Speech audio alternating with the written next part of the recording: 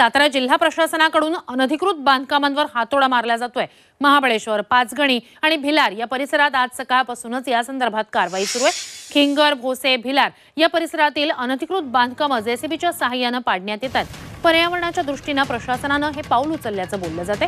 त्यासोबतच अनधिकृत बांधकामं करणाऱ्यांनाही यामुळे चाप बसणार आहे।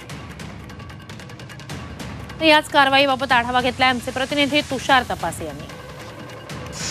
सातारा जिल्हा प्रशासनानं महाबळेश्वर तालुक्यामधल्या अनधिकृत बांधकामावर हातोडा चालवायला सकाळपासून सुरुवात केली आहे।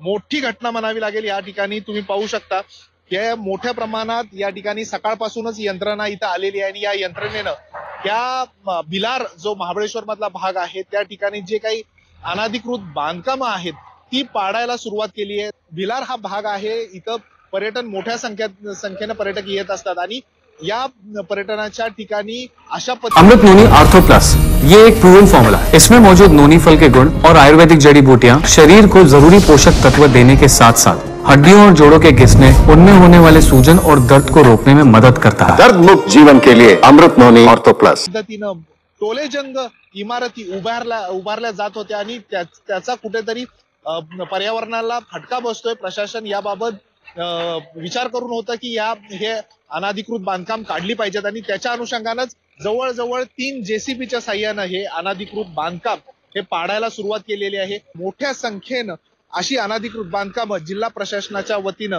काढण्याचं काम सुरू आहे। व्हिडिओ जर्नलिस्ट अनुराग दिवारसह तुषार तपासे, झी मीडिया, भिलार, सातारा।